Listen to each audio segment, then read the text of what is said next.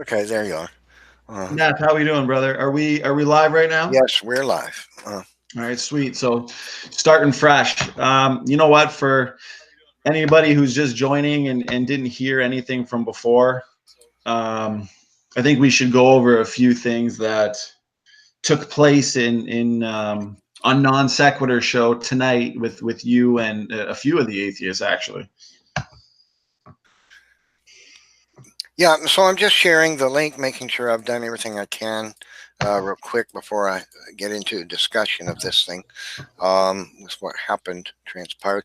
Let me see, I've shared the link to the watch page, and I guess that's all I need to do right now. So Yeah, you should. we're good to You, go.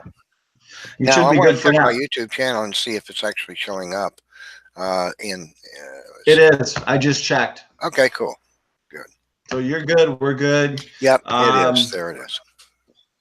So I want to say, awesome job tonight, Neff. You went in there, short notice. At the end of the day, you were supposed to debate. I can't even remember what his name was, but I don't either. you dismantled his arguments. Steve had to jump in and come to the rescue. He knew that evolution was being exposed on his precious non sequitur channel with over 800 people watching. Then you were dismantling his arguments, and then he had to bring in a biologist. He had to bring in Cy, and it all ended with Orin Raw coming in and not really providing anything of substance, but just cursing and being derogative and slandering. So he didn't Insult. contribute anything. Yeah, so this is a synopsis for anybody listening or that comes to listen, doesn't know what happened. I went to watch the Kent Hovind debate with this other fellow. And there was a scheduling problem, a mix-up somehow. They discovered after a few minutes into the thing, Kent Hovind wasn't going to be able to join and actually debate. So they invited me into it. It was Steve Mccrae, the fellow that was to debate Hovind, and another fellow that I don't know. And so I entered and started debating, debated that fella and knocked down all of his assertions. And then Steve Mccrae jumps in to try to help fix the problem, and I knocked down his assertions. So then they brought in a PhD biologist, and I knocked down his assertions. And then, so at the last minute, 8 minutes or I think it was before the hangout ends, Orin Raw jumps in and starts inebriated, quite inebriated, cussing like crazy, using filthy language and personally insulting me in a number of ways, and and then says that he's willing to debate me, because and I said, great, okay, I'll do it. But I was about to leave because I was sick of hearing his vulgarity and his insults. That's not what I go in hangouts for. But so I asked him, I said, he said, we can do it right now. And I said, okay, great. We just need a moderator. One of you guys going to moderate, and it would be just me and Orin Raw. And the other fellow said that he would do it. But then they say, oh, wait a minute, the show ends in 8 minutes and we have to start another one. We're scheduled to do another show right after. And I'm like, oh, okay, well, I told Orin Raw, I said, well, Orin Raw, I'm having a hangout immediately after this one. I'd be happy for you to join that one, and I'll have a moderator, and you can debate me there. And then he said, well, who's going to moderate? And I said, well, I said, Standing for Truth will do so. He's a friend of mine. And he said, you can't have somebody who's a Christian or a creationist or whatever, blah, blah, blah, as a moderator, blah. So his excuse for not doing it was that he was, somehow, apparently, as a creationist, you're going to be so disingenuous as a moderator, you can't be trusted as moderator, and that's his excuse for not doing it. And that was just pretty lame. That was really lame. So I think all Orin Raw did was demonstrate that he actually does fear debating me. And he showed up at the last minute. It was damage control, try to protect himself, because many people have known, and his friends as well, and his atheist buddies, evolutionist friends, that I've had an open challenge to debate Orin Raw for about 9 or 10 years going, and he has refused to accept. And so he wants to save face and make it look like that's not the case. He's always been willing to debate me. And so he pops in 8 minutes before the show is about to end, knowing that it's going to end and they don't have time for us to debate anyway. So I offered for us to debate in a hangout of mine, which I was already going to have, with a moderator, and suddenly he's not willing to do it because apparently the moderator can't be trusted. I mean, how lame can you get, really? Please. It's nothing but excuses, obviously, and it's not like you had a problem with going on a Non Sequitor show to debate, a 1-on-1, and it turned out to be 4-on-1. But yet he wants to complain because a fellow creationist is going to be the one who moderates. I mean, nothing but excuses. Nobody believes it. Nobody buys it. Matt, did you get to listen to most of that, brother? Yeah, I did. Yeah, that was entertaining. Yeah, what'd you think of that? Give us your thoughts. Give us your review. I wish Jeremy was there. That would have been fun.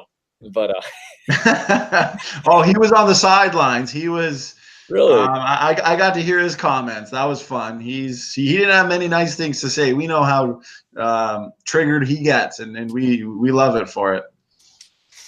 Right. That was good. I enjoyed it. It was interesting. They were throwing questions were just kind of open. They were in the air, so anybody could say anything. That was always nice.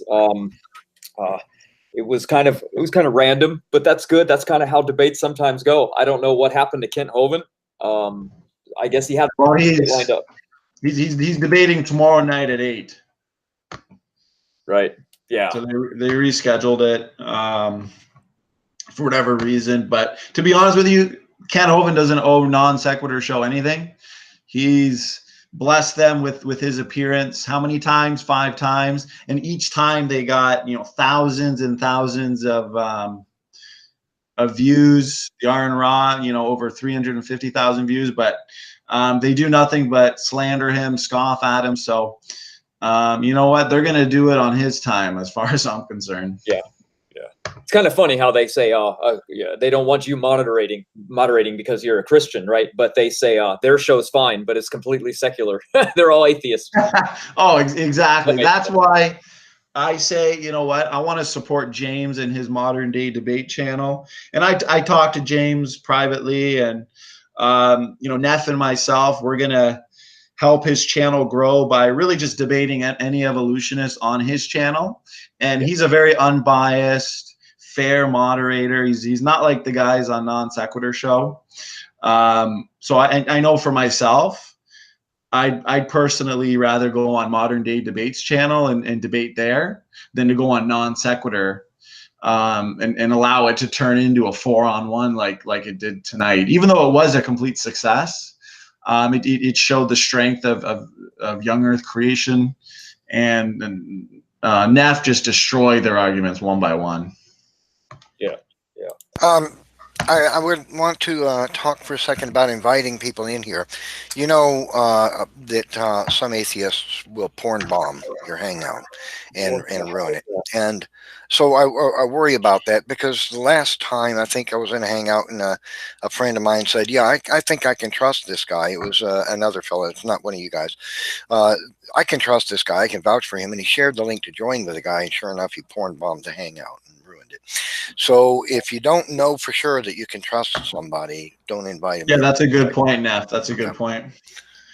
I do want to mention one thing about the debate that stood out. So Steve Mccrae, he came in to rescue. And you know what? You started shutting down his arguments very fast, and his arguments were horrible. Like, we kind of talked about this in the other video, but I want people to know that to not be tricked by his strategy. He thinks just talking about basic genetics, so saying things like, evolution means a change in allele frequency in populations over time, and DNA means deoxyribonucleic acid, and it's made of nucleotides, ATCG, and talking about inheritance and just things that we all understand, non-protein coding genes, protein coding genes. And he thinks that he's actually proving a point. And, right. And Matt, you made a great rebuttal where you were like, you called him out for not answering the question directly, and you were absolutely right. He wasn't answering the question directly. He was talking about basic genetics, single nucleotide polymorphisms, and you made a good analogy to a car and how, the evolutionist will, explain the car. Hey, it comes in 4-cylinder, 6-cylinder, 2.4 liter, push on the gas pedal and the pistons go and whatever. But he's not explaining anything to do with evolution itself. So he wasn't fooling me. It wasn't fooling you, and you called him out on it perfectly. Yeah, evolutionists have a habit of that. They think that they can blind you with science and by simply describing things, especially if they can do so in more scientific terms. Oh, obviously he's right, because look, he can mention these words. So that's not an explanation for an answer to the question. They think that if they can describe a thing, the analogy I gave was a car in there. Yeah. And you pointed it out. Describing the car doesn't answer the question as to where it came from or how it came into being, right? Or explain what the mechanism for the car coming into being. Just pointing out, well, it's got wheels, and see, there you go, and it has gas tank, and you put gas in it. It's got a stereo, and you can turn it on or off. Okay, great, it has all that stuff. Now answer the question: how'd the car come into being again? Exactly. And they won't do that. They don't want to do that, so they pull this technique. They do it all the time, all the time, of talking about something, especially the more technical the terminology they can use. They think that's giving an answer to the question because they can't really give a logical or scientific answer to the question. They got to do something, so they resort to describing something as though that's giving an answer. Well, like they start describing, natural selection. Natural selection is the process where organisms better adapted to their environment tend to survive and produce more offspring. Boom, molecules to man, evolution proven. Like that's literally their argument against you. And you called them out several times. Hey, you're not answering my question. Then they went on trying to explain mutations. And they really did no benefit to evolutionary theory. They had absolutely no argument. Right, and I couldn't believe what I heard from Steve. I pointed out that I said, well, look, Steve, natural selection is a selection process. It doesn't generate anything. It just spreads what already exists. You have to have the change for natural selection to select and pass on. So natural selection isn't a creative process. It's simply a passing on process. And he said, no, that's not true. It is creating. What? Somebody needs to wake Steve Mccrae up and explain to him that natural selection is not a creative process. It only participates in the creation of something new, novel, in evolutionary thinking.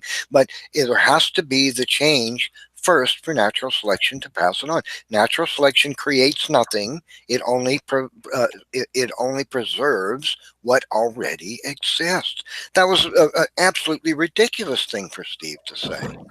Well, here's the thing, biological evolution, we all agree, means a change in allele frequency in populations over time or over generations. And as I said before, Neff, that type of microevolutionary variation, and we don't exactly like the term, but, we'll use it anyways. The evolutionists have hijacked it. But that change in the frequency of the expression of these different traits, we're not arguing, we're not disputing with that. And you correctly pointed out that that type of evolution explains, the survival of the fittest, but not the arrival of the fittest. How in the world is that type of small scale variation going to explain the major innovations, the origin of, new forms of life, anatomical novelty, phenotypic complexity? And they just wouldn't answer any of that. Steve Mccrae just kept going back to change in allele frequency over time, change in allele frequency over time. Like, we get it, buddy. Yeah. No one's disagreeing with that. Right. Nobody argues that changes to allele frequency don't happen. The truth is, changes to allele frequency over time in a population actually causes a loss of genetic information because it makes genes recessive, gets them turned off epigenetically. After enough generations, the gene can never be expressed again. It will never be turned back on again, or except in rare cases, maybe. For the most part, it's off, and none of the members of that community will get the information expressed. On a rare occasion, it can happen that it'll be expressed, but for the vast majority of individuals in a population, that information is just turned off. It's gone. It's not going to be expressed. So that's a loss of genetic information. Evolution portends to explain the arrival of new genetic information, not losing it. You can't get the trunk of an elephant by turning off information. You don't get the stinger in the tail of a scorpion by turning off information. You have to have new information to get new features that don't exist in the prior creature. So changes to allele frequency don't help the evolutionist at all. And you can explain that to them, and they just act like they can't see that. It's got to be true somehow. It's weird. Anyway, Matt, jump in anytime you want to talk about something. Don't wait for a long pause or anything. Just actually, if you got something you want to say. No, I think a good thing for Matt to talk about, because Matt really understands epigenetic regulation really good. And the example he was using, and you calling him out on epigenetics and epigenetic changes, not actually demonstrating the type of large scale evolution that they need. Matt, what did you think about that, brother? Oh, well, they just assumed that it was everything's just beneficial mutations still. They're not up to date on epigenetics, so there's you can't blame them for that. They still are latching onto the old material. They really haven't updated it yet. Once they realize that, they're in big trouble once they look at genetic similarity as well. I even posted that to Ken Hovind the other day. I said, look, they've even stated directly that if common ancestry is true, then apes will match us more genetically than they do any other species. And I gave them 4 examples yesterday of a cat, a dog, a pig, and a mice that all have more genes similar to us than they do. So that itself deflates their theory right there. That's excellent. I just discovered Orin Raw is in the discussion on the watch page there, and I asked him again, as I did in the hangout that we just came from, if he would like to join and debate me, as he said he would in the other hangout when he came in 8 minutes before it shut down, if he would like to debate with a moderator. And let's see what his response is this time. The last time it was that apparently my moderator can't be trusted, I guess. He says, I saw your worthless video that didn't disprove my phylogeny challenge at all. You just complained about it. Well, come in and debate me about that. I made that's 3. what he just said in the was he talking to you, Matt? Yeah, he's talking to my first video. Okay. Of course, it didn't debunk it. It was because it was the first challenge that he was putting forth as a creationist challenge, when I was directly saying that it was not a creationist problem, it's an evolutionary problem. That was the title of that video. So he obviously exactly. Video number 1 was proving how fallacious the challenge was. Video number 2, we actually went into the empirical evidence, not only debunking Pons come to people evolution, universal common descent, but actually addressing the phylogeny challenge and what's related, what's not, how we can identify the borderline of created kinds. And then video 3 kind of summed it all up. So if he only watched video 1, then he's severely lacking really any of the finer details. Yeah. Well, I didn't see a response to Orin Raw from Orin Raw. I asked him, Orin, would you like to would you like the link to join, and would you join? In the other hangout that we were just in, you said that you would debate me, but you came in 8 minutes before it shut down, and then you complained about my moderator. I don't know why you think my moderator can't be trusted. He's drinking, but anyway, so how about joining this one and in debating? You said you were willing in that hangout to debate. There wasn't time, of course. They were shutting it down to do another. So what do you think? You want to jump in here and debate me one-on-one? I'm quite sure that one of the gentlemen in here would be willing to be the moderator, and everybody else remain completely silent, be just you and me, and we have a moderator with a timer, and we could have our debate. What do you say? Willing to do that? I mean, you seemed all up for it in that other hangout, as though you were really geared up to do it, but I think they knew that there was only 8 minutes left there. But here's your chance, right? Looks like he said when he gets home, he's not doing it now. Someone else is typing. Okay. Oh, I see. I will when I return home. Okay. Well, I wonder when that will be. Maybe explains why he's not so vulgar. somebody says this is a fake Orin Raw. I wonder if that's true. I can check that by clicking go to channel from there. Yeah, that's a fake Orin Raw. It's not actually him because there's no content on that channel, so it's a fake one. It's not the real Orin Raw. They're right. Lame. Yeah, there's it takes you to a YouTube channel with no content, and Orin Raw's got hundreds and hundreds of videos, so that's not even Orin Raw.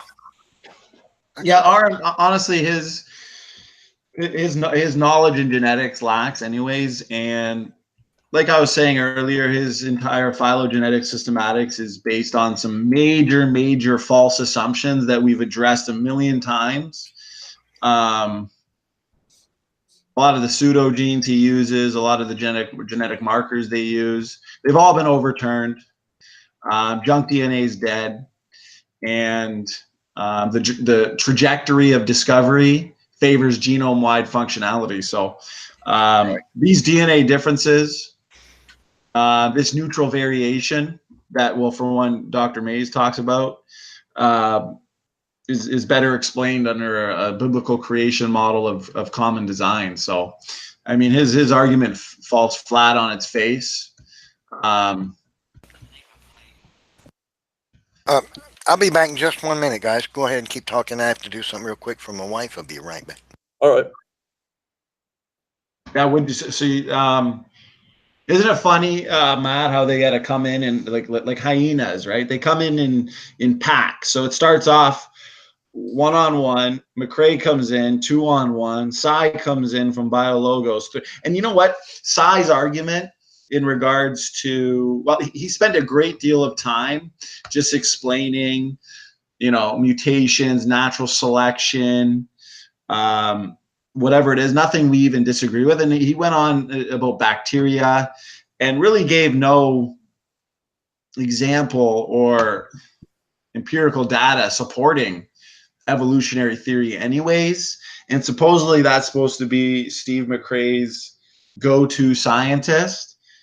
And everything he said was lacking, which is quite telling for how little evidence they actually have, because he should have been able to come in there and just rant off a bunch of solid facts demonstrating his pet theory, and he really couldn't do it at all. So at the end of the day, it was 4-on-1, and I think Neff handled himself quite well. Yeah, I think so too, man. He, we bring up a lot of discussions when it comes to creationism. Unfortunately, people only see the topic as from one aspect, creation, right? Because it's in a word. So they always assume that we're talking about abiogenesis. But most of the time, we talk about what the people want to talk about. So when we're talking about like evolution or change over time, okay, well, show the funguses or bacteria or yeast or viruses or parasites or anything, even pleomorphic organisms. Change, show them mutate into anything else in any known experiment, give them any temperature, give them any food, give them anything. And all they do are epigenetic changes. That's exactly. It. They don't have any beneficial mutations whatsoever. And that's absolutely required by an astronomical amount of time and by multiple things to happen for it to occur. And it just never does. Well, it's funny because when we do our talks, we can spend 2 hours giving data and evidence that's consistent with a biblical based model, and we'll go on and on about deleterious mutations, mutation related diseases, and they struggle to even give one solid example of an information adding mutation that can actually account for the net loss versus net gain. And how many times have we gone over their very best examples? For example, African resistance to malaria, but that's due to a broken hemoglobin protein. Gene duplications, I mean, we know that those are almost universally deleterious. And then even if you give them a few rare, say, beneficial duplications, common sense dictates that those are not going to be able to offset the many accumulating deleterious duplications, let alone all the other accumulating mutations. Their Milano mutation, loss of net specificity or epigenetic regulation with the anti-freeze proteins in fish. So it's like they've got no evidence, no example. We'll go on and on and on about evidence for genomic degradation, not only in the genome, but also on a epigenetic level, like literally entropic degeneration on all levels. We'll go into it for hours. But yet you get someone like this scientist from BioLogos to come in, and he gets the floor for 3-4 minutes and provides no evidence. He goes on about bacteria. Well, let's look at the Lenski experiment. What do we see? Reductive evolution. We see their genome size has shrunk, and we see that the adaptation, the fine-tuning to this artificial environment was mainly accomplished by means of loss of function, loss of regulation, and a net loss of information. So it's like no actual evidence for their theory. It's hilarious. Yeah, it must be disappointing. That's probably why they're so mad. They wouldn't worry about us at all if they weren't in trouble. If there was nothing to worry about, if evolution was completely true, we would be seeing it observed. And they always say, well, we can't see it, but it doesn't mean it didn't happen. What are you talking about? It would be occurring right now all over the place. But they don't find the beneficial mutations that they need. They just thought they were. And now that they've unraveled the epigenetics, it's just falling between their fingertips. They're in big trouble. Well, it's funny because there's a guy in the chat, and his name's Jay. He doesn't even know what evolutionary theory is anyways. I'm sure you can ask him to define evolution. I'm not sure if he even knows what a change in allele frequency in populations over time even is, but he keeps saying, show us the evidence, disproving evolution. That's not going to prove creation. Where's your evidence? It's like we go into, the 3 major haplogroups and how there's 3 independent lines of evidence that fit exactly what we see in mitochondrial DNA that is consistent with the biblical creation model. We go into genomic degradation, which we would expect after the fall, accumulation of deleterious mutations. We go into the fact that what do we see in humans? We see low genetic diversity, proving that we only came from, 2 people, Adam and Eve. That's exactly what we'd expect. We see one Y ancestor, one Y chromosome. We see one mitochondrial DNA, and then most genes come in 2 versions. So this is all consistent with Adam and Eve. And then we see Noah's flood points us right to only a few mitochondrial DNA lines, the Y chromosome line, and evidence of rapid population growth. So it's like, what more evidence do you need? That's all evidence for a biblical-based model. But then they'll just keep saying, where's the evidence? Where's the evidence? It's like, yeah, you can go on and on for hours about it. Yeah. I'll point out something about the argument the biologist that was in there with me said. He pointed to bacterial resistance. So here's my thoughts about that. Bacterial resistance doesn't change the structural design of the bacteria one iota. So it doesn't move it towards becoming something other than a bacteria. So it can't possibly be, no matter what you believe, it cannot possibly be evidence for evolution. Period.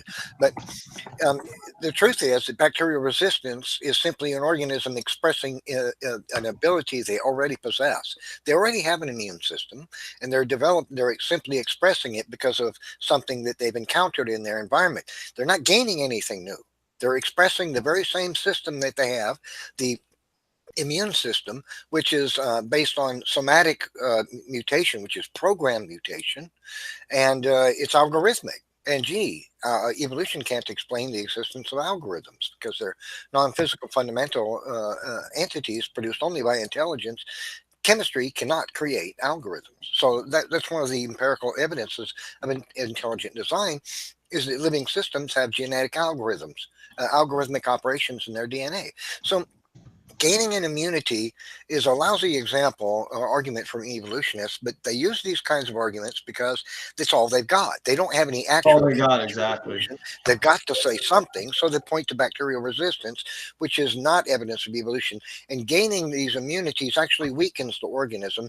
I'll remind everybody of Lenski's experiments, the 500th generation and the 5000th generation, et cetera, of bacteria that he has been breeding in his experiments environment are all weaker and less fit than the 50,000th generation.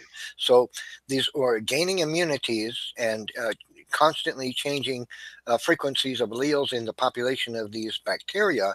In the end, it does nothing but weaken the bacteria. When they're in often cases, gaining an immunity requires the damage to an existing gene. And if you doubt that's true, then I would refer you to Archaic Fossil Yield Resistant Bacteria, Medical Tribune, January 1988, page 1. I mean, this is not anything new. So you return the bacteria to their original environment, and they're weaker. Dr. Jonathan Sanford, retired Cornell University geneticist, inventor of the gene gun, author of Genetic Entropy and the Mystery of the Genome, Ivan Press 2005, said this, quoting, "The resistant bacteria has not evolved. In fact, it has digressed genetically and is defective. Such a mutant strain is rapidly replaced by quote-unquote superior bacteria as soon as the antibiotic is removed." Well, exactly right. And you can Google reductive evolution in bacteria, and it's actually a widely known fact that bacteria do experience reductive evolution. And even Lenski, what's happening, and Matt and I were talking about this earlier, a lot of these adaptations are due to loss of information, loss of promoter, loss of genes, loss of function. So it's still not going to take your fish to fisherman. And I always talk about functional DNA and how there's a strong trajectory for genome-wide functionality, which actually makes the problem of genetic entropy even worse. But there's a really important paper out now, which is funny because if you just don't feel like arguing, junk DNA, because these evolutionists are often science deniers. So they'll say, hey, it looks like a car, it drives like a car, but guys, it's not a car. They'll say silly things like this, but there's a paper now, rock solid paper, that's showing that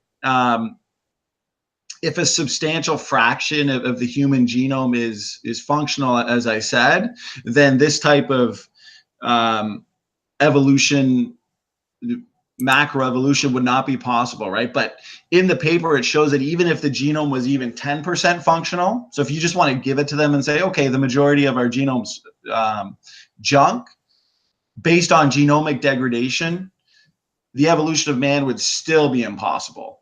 Even if only 10% of our genome is functional, based on mutation accumulation, 100 per person per generation, Pons come to people evolution is still impossible. Like, it's literally been falsified, but these evolutionists are science deniers. So they hold on to their pet theory regardless of the data. So that's why I always say it's a religion, because it takes faith to believe in something that's been falsified.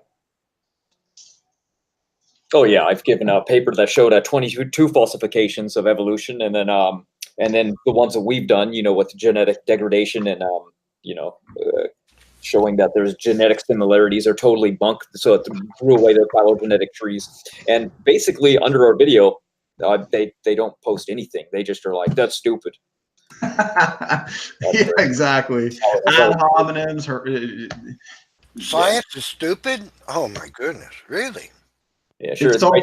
6-hour video to have it.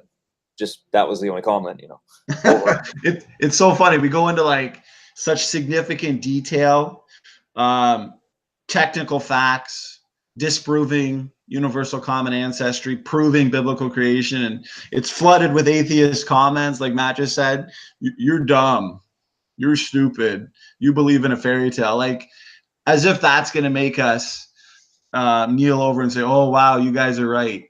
It just makes us laugh and realize how wrong they really are. Their arguments are empty. Evolutionists are incapable of seeing that everything that they put forth as an argument for how evolution occurs is a philosophical construct. It's part of their philosophy, but it's not observable, it's not demonstrable, it's not scientific. They refuse to accept that. What the evolutionist believes to be true is somehow science in their mind. It's got to be true because, hey, I believe in evolution, therefore it is true. And that's just not a scientific way of thinking. You can't, it's very difficult to get an evolutionist to recognize that what they're believing is philosophy, not science. Yeah. Well, yeah, go ahead, Matt. I'm just saying, we just let the science kind of come out, and it proves that things for us. Remember, they thought the Earth was bombarded with meteors for eons and eons. Then they dig down there and they find almost no meteors down in the deep soil. And then they go, well, it had to have happened, so I guess it was just volcanoes that did it. And they go, well, there obviously could have been no oxygen because left-handed amino acids can't actually create anything. So they invent an atmosphere that had no oxygen. Unfortunately, when they actually test the early rocks and everything, they actually find that it was full of oxygen, and it was Eden from the very beginning. So everything is just crumbling between their hands, like I was saying earlier. So just they're doing it for us. Actually, we can just sit back and watch now. Actually, that's a really good point. Their very own data. Well, you can see how these evolutionary scientists argue amongst themselves, and they propose all these different rescue mechanisms, rescue devices, say for something like even convergent evolution. They argue about abiogenesis when we know that's literally impossible. They've got great faith. I admire their zeal for their science fiction religion, but I don't admire their science, and they deny science. Yeah, they must. I mean, you kind of have to, because really they don't have what's required for them to actually observe, witness, and test and repeat it. Kind of like with human language, you can test that theory out. You can say, well, can humans evolve language? Can they take no language and form it themselves? And they've never been able to. They try, because they have these people that never speak language, and even us with the ability to speak language can't teach these people after the age of puberty how to speak language. So they've proven that language can't evolve on its own. But yet, right. Even Noam Chomsky acknowledged that the evolution of language from non-language has no plausible explanation. Yeah, they only have 6 theories for it. And basically, it's either man grunted it into language existence, which is insanity. They copied what they saw from nature, and it formed language. Another one is they were banging sticks on something, and that's how they communicated, or they used sign language. And all of those have been falsified. They don't really have much, because human language, communication and language are entirely different things. We don't deny that things can communicate with one another, but linguistic-wise, we're talking about language, and human language formation is extremely impossible. And then when you get into it, they said that human language formed everywhere on Earth, so that makes it entirely improbable now. Well, another problem is that all language requires a code. Even if it's nothing more than facial expressions, animals can communicate their thoughts or intent by the way that they look on their face, their facial expression. That is a code too. The way that the face is arranged into an expression is a code, and that's a symbol to the animal that they perceive as a particular attitude or intent. So there is no such thing as a language without a code. All languages require code. DNA is no different. DNA is a language and it has code. So codes arise from coders. They don't arise from random chance associations, happenstance associations of molecules. That's not even plausible. So you can't even explain the very code of DNA that creates exons and introns and ultimately genes, phrases, sentences, and paragraphs and chapters in a book of information called DNA without a code and without linguistics. And evolution can't produce either of those things. It's just impossible. They all come from intelligence. Every example of a code is produced by an intelligence. Every example of language is come forth from an and there's even intelligence in the simplest living creatures. And saying simple is, guys, there isn't any such thing as a simple organism. You know what I mean by that. Even ants have a communication mechanism. That can't even be explained by evolution. I know, right? I see comments all the time too. They go, well, why would God create disease or problems in the first place? And that all comes from the fall. That's why we can track genetics and deleterious mutations and even neutral mutations back into a certain point, right? So what happens is neutral mutations build up into the human body and any body, cellular-wise, about 12,000 times. And then after it reaches a particular limit, it neutralizes and balances itself out. Well, it hasn't reached equilibrium yet. So we know things haven't been alive for that time. That's where they came up with the genetic bottleneck theory, because something since it hasn't been there, it obviously has to be for some reason. So they invoke bottlenecks, where we just assume it's creation. It's pretty, pretty apparent. It's obvious.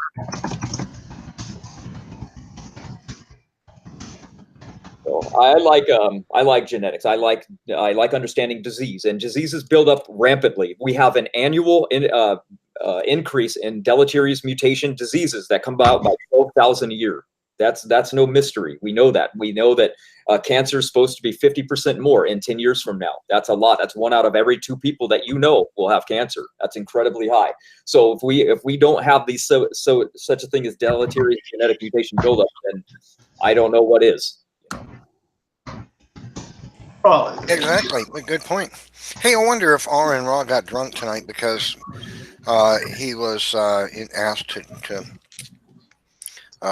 he was, so upset about being asked to come in. No, I'm just speculating.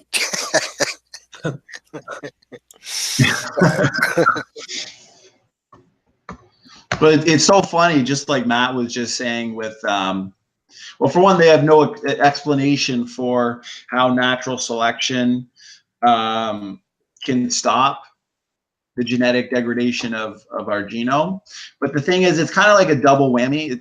I was explaining it to Patient Beard in that last debate that genetic entropy, the accumulation of deleterious mutations in our genomes, it falsifies universal common ancestry, but at the same time, it demonstrates biblical creation, because that's exactly what we would expect after the fall: death, decay, not only in the universe itself, but in the genome. So they just keep misunderstanding that fact, and they actually have no real rebuttal to it. Have you ever actually looked? Because I've looked at their best rebuttals to something like genetic entropy, and there's no actual like peer-reviewed papers that address it, because all population geneticists agree that man is presently degenerating. But they've got a couple blogs, and they've got like a review on Amazon.com or something,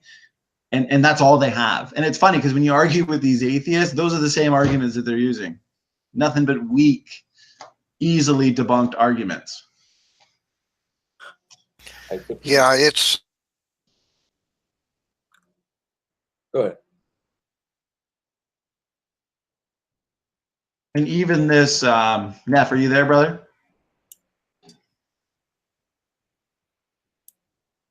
Are you there, Matt? Yeah, I'm here. My computer did a wave, so I don't know if his did the same. I'm not too sure if he's. But even this this paper that I presented it many times because I've looked. There's no actual critique of it.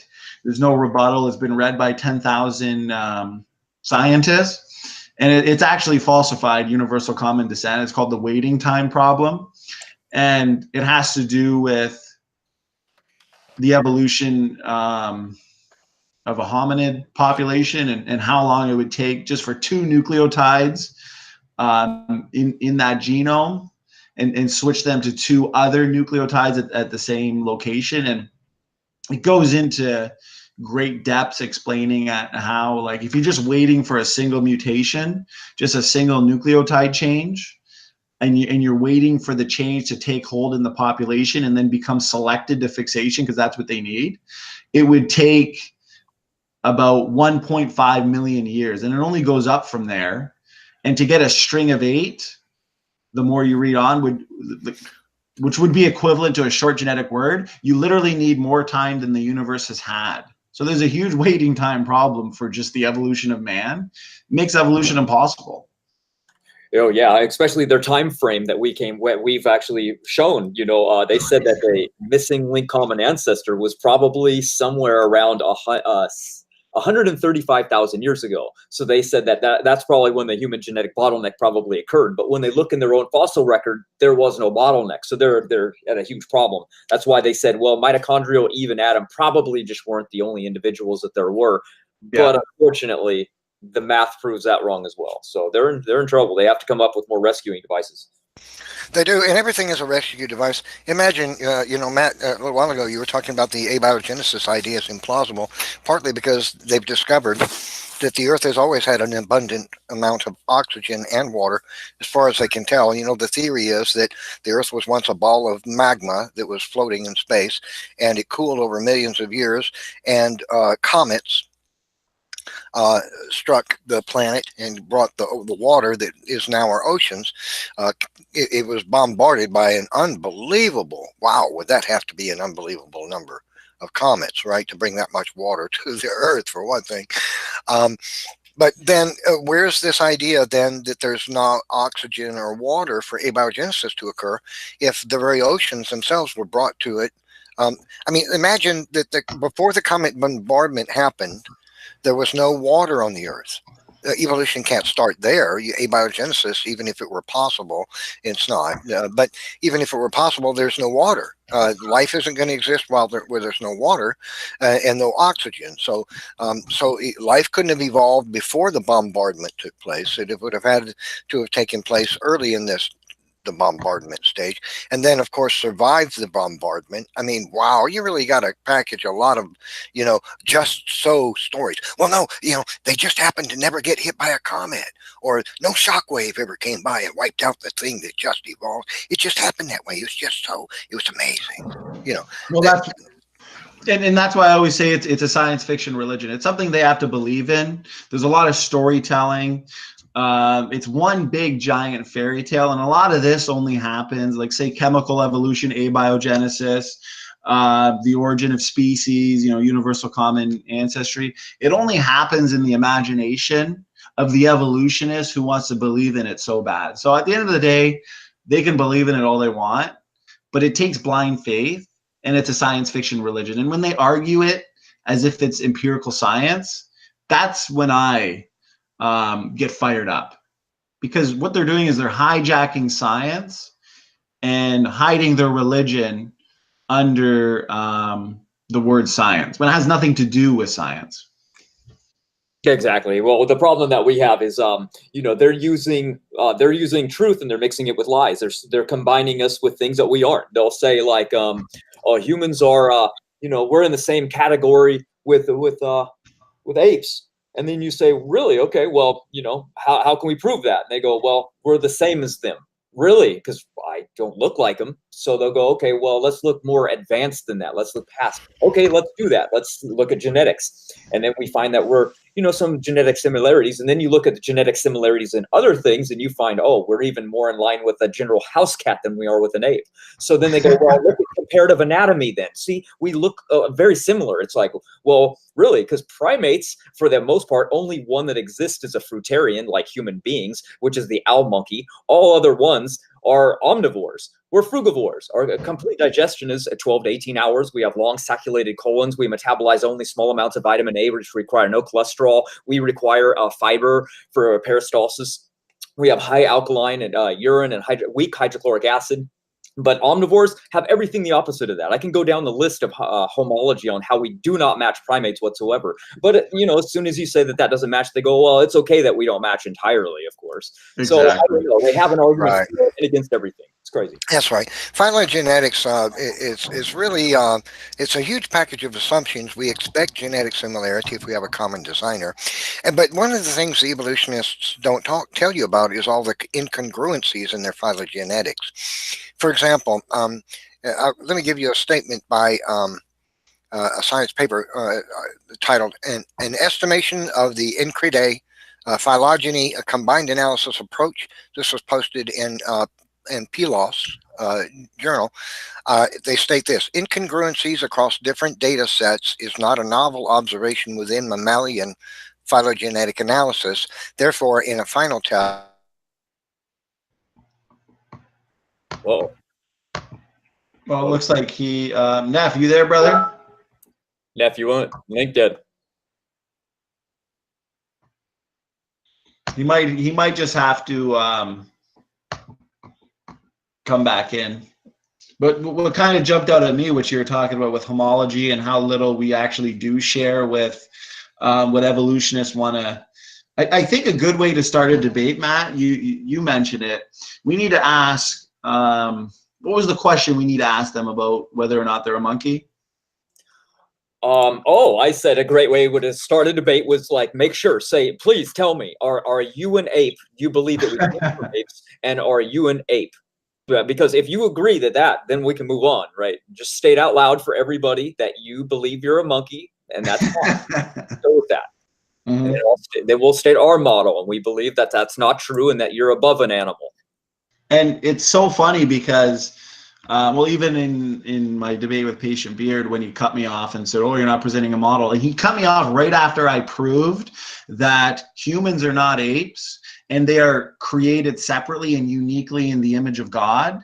And I not only proved this from the Bible, but also from DNA evidence. And that's confirmation of what Genesis describes as man being created in the image of God. And you're talking about homology. And if you look at DNA now, some of these evolutionists, they're still so ignorant that they'll say stuff like, you know, we're related through 98 to 99% of our DNA code. But the thing is, it's all based on preferential and selective treatment of data. It's cherry picked. They don't include non-aligned DNA gaps, copy number variations, size difference, and the actual genetic identity, which you know as well, Matt, we've talked about. It's only 88% or even lower at this point.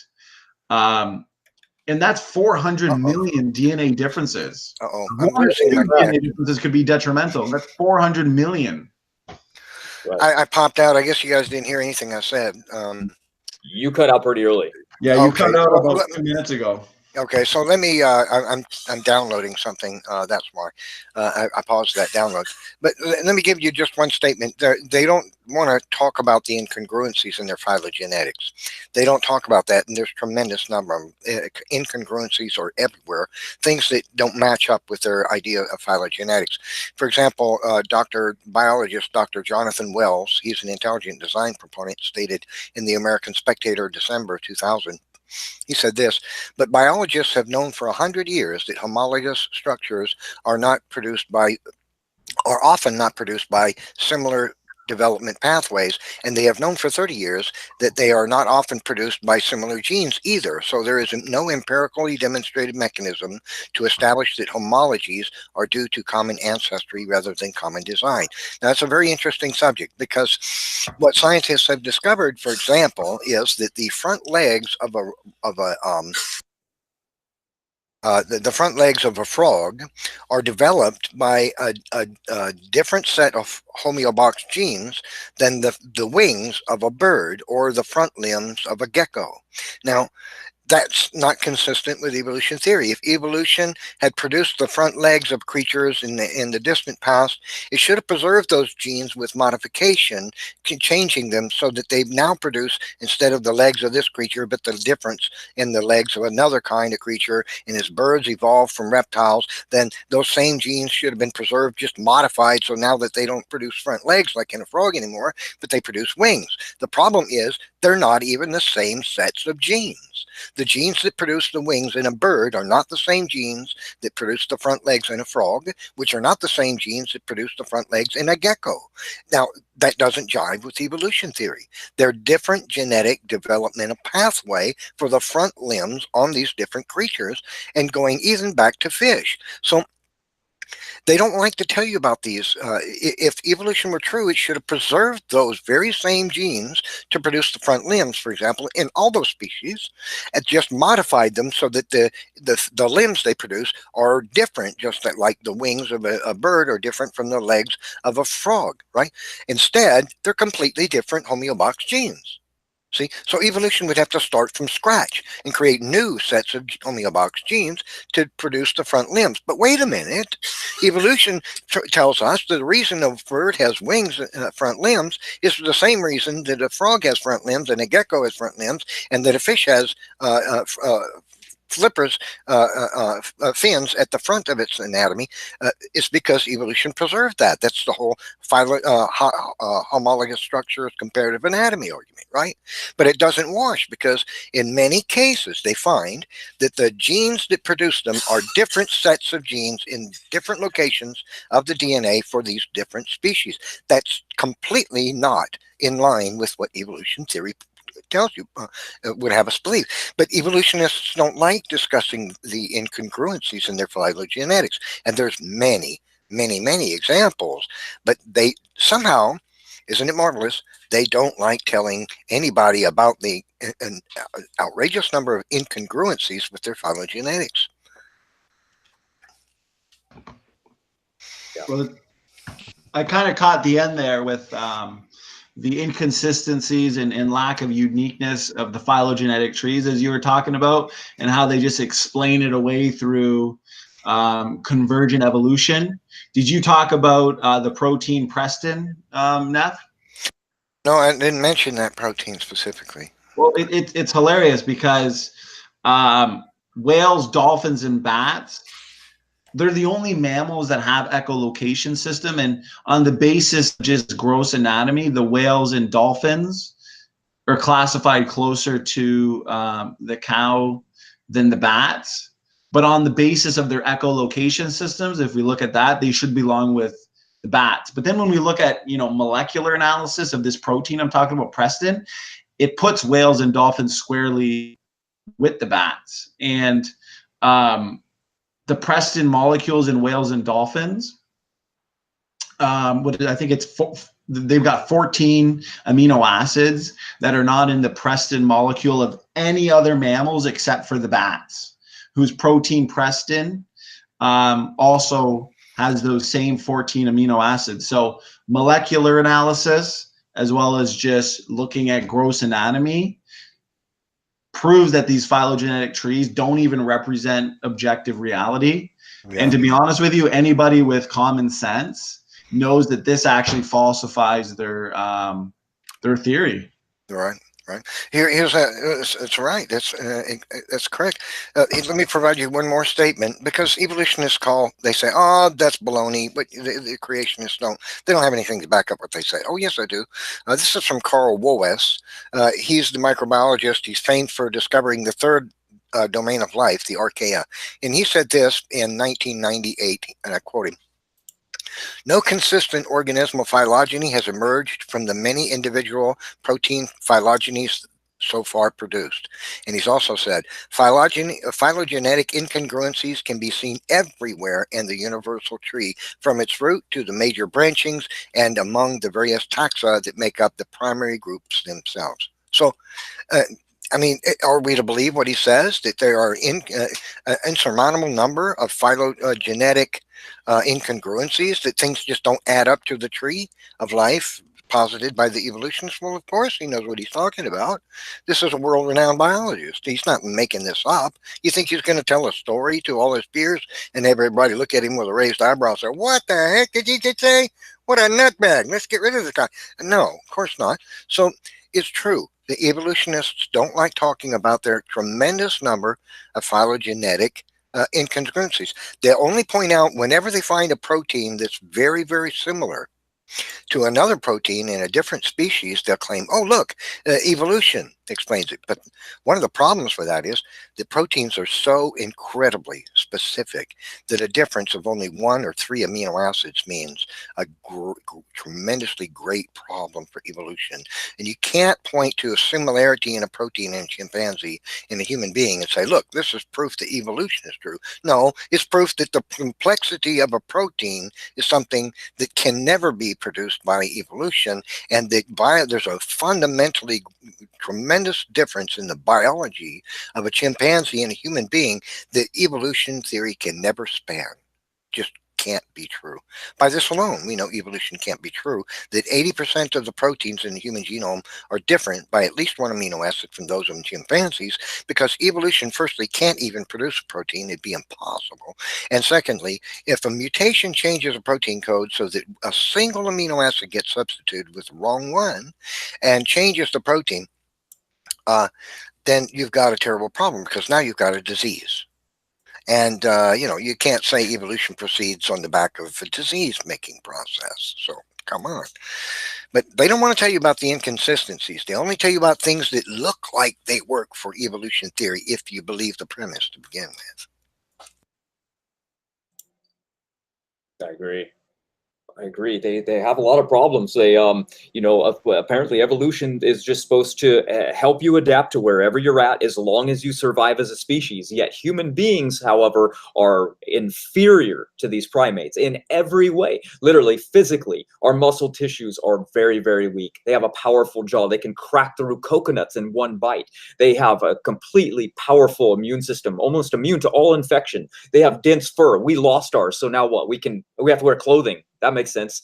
They don't sunburn. We sunburn. We get skin cancer all the time. They don't even get any cancer. They have way better DNA methylation. So they expect us to believe that. I can go down the list, by the way. They expect us to believe that we morphologically just evolved all those beneficial mutations away just so we can talk. Stupid. Yeah. Well, you know, that's the evolutionists. Ignore all the tremendous problems and tell you about the with evolutionists, it's all patternicity and similarity. That's what the whole idea is based on. Every similarity between two different types of living thing, the evolutionist sees as evidence of common ancestry. Human beings have two nostrils. You know, a gecko has two nostrils. Oh, look at there. Evolution, evidence of evolution, common ancestry. It's any similarity in their mind is evidence of evolution. But the tremendous the problems with evolution theory are so many. One of them is, as I pointed about genetic incongruencies in the phylogeny, and another is, of course, everybody knows that the fossil record simply doesn't support evolution. There's no series of transitional fossils you can show that give us a picture of one kind of life evolving into another. No such thing exists in the fossil record. And so we don't have a record of it ever happening. We don't have any, we can't even make a picture of it happening from the creatures that existed in the past.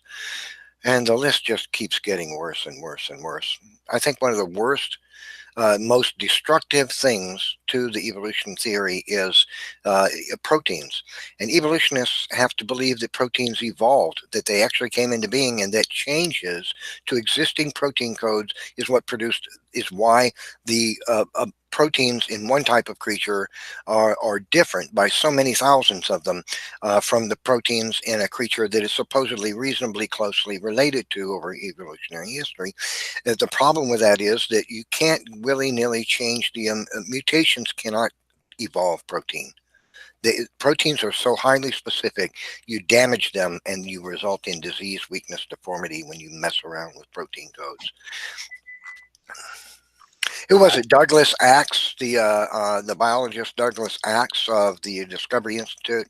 You know, he was fired for allowing an intelligent design paper written by Dr. Michael Behe to get published in a journal. And Douglas Axe says you need at least 6 mutations just to change a single fold in a protein. And there are thousands and thousands of folds in proteins, you know, in most proteins. You'd have to have 6 mutations that have to be preserved just to get one functional protein fold, right? A functional one. And the problem with that is it's like the odds of that are like saying, if I shoot enough BBs up into the air and so that they'll land on that swimming pool surface, if I shoot 14 million of them, they will form a pyramid nicely stacked and all square on sides under the water. That's what's going to happen when I keep shooting BBs. The odds of that happening is just so high. We would say it's never going to happen. That's crazy to believe that. The same thing is true with believing that 6 mutations in a row that are going to create a functional fold in a new functional fold in a protein are ever going to be occur and be preserved, especially is just like those kinds of odds, especially since we see that when mutation affects the folding of the protein, what mutations do to protein codes is disastrous. Disaster. So how could that be true even in the most ridiculous way of thinking? Evolutionism is so anti-science, it's not even funny. I know. They're always saying the Bible doesn't have any evidence. You can't prove anything. Well, how about you do yourself a favor and actually read the thing? And then what you can do is you can line up the odds of the empirical evidence that we have, and you can look and you can say, okay, well, let's take a look at some worldwide floods. And then you'll notice that the stories have always 8 survivors. Then you can look at human relatedness up to 99.9%, just like the Bible says, we're all one. Then you can say, where did all human beings originally come from? Oh, it looks like the Fertile Crescent, exactly where the Bible says. How about the odds of where all the people came from? Exactly where they said first man evolved. It's the same theory. They said that man, right, what did they eat before they invented cooking, right? They lived off plants, just like the Garden of Eden story talks about. Yeah. Or how about that we've been genetically deteriorating? We know that diseases are going up more and more and more. How about the fact that all human beings come from a single female and male ancestor, just like the Bible says? I mean, wow, how much you want to go that the earth was just like a Garden of Eden rather than it being eons of nothing or for meteors hitting it. I mean, how much correlation do you want? I can go on. Right, exactly. Evolution theory is a replacement theory. Oh, look, this we replace this truth with another, and they do it over and over and over. But as you point out, the evidence that they continuously discover evidence that does nothing but verify the biblical account over and over and again. Just like you pointed out, the Earth was once a waterless ball of magma, and it never had an abundance of oxygen or water or anything. And then they discover, wow, the deepest rocks they can find are saturated with water and have an abundance of oxygen locked up in them. Looks like the Earth has always been abundant with oxygen and water. So everything they keep discovering it continuously verifies the biblical account, Matt. That's exactly right. They just keep making more and more discoveries that line up exactly with what the scriptures say. Yeah, and then they say in comment, well, that doesn't prove there's a God. You're right. It just proves the Bible absolutely perfectly correct on everything scientific. That makes sense. Yeah. Get out of it. Go play in the freeway. Yeah. That's right. They just keep verifying the Bible, and they refuse to see it. Yeah. I mean, we write articles all the time. They're in our work. You can go and you can read everything. You can read the updated science. You can read everything. We keep up to date on everything. I mean, the new studies, when they thought the melanoprotein was a new beneficial mutation, and then they realized, no, it's just another epigenetic regulation. And then they go, well, how about when the Sherpa people that were living really high up in altitude? Well, guess what? If it was a beneficial mutation, it would have carried on. And they don't find that it does, because when they move away, that epigenetic regulation switch turns back off, and they can no longer do good at high altitudes. So everything again, yet again, it's been debunked, man. It's over for them. They're the ones that are mad at us. They're the ones here in chat room. They don't like creation. They don't like God, but yet here they are listening. It's upsetting. Go do something else. What in the world are you doing here? You're just upsetting yourself. I think it's because deep down inside they know that their precious evolutionary theory doesn't really have any actual evidence anyways. Because obviously all the evidence we're providing, I mean, you can either just be a science denier or accept it for what it is. But I did want to say one last thing, Neph. Once again, great job tonight. You really stood your ground. You took on 3, 4 of them from the Non Sequitor. You didn't stumble once, so great job. Matt, good talking to you. I'm going to have to let you guys go right now. But Neph, thanks for having me on, brother. And hopefully we'll do this again soon.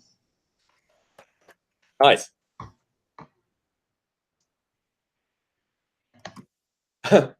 Later.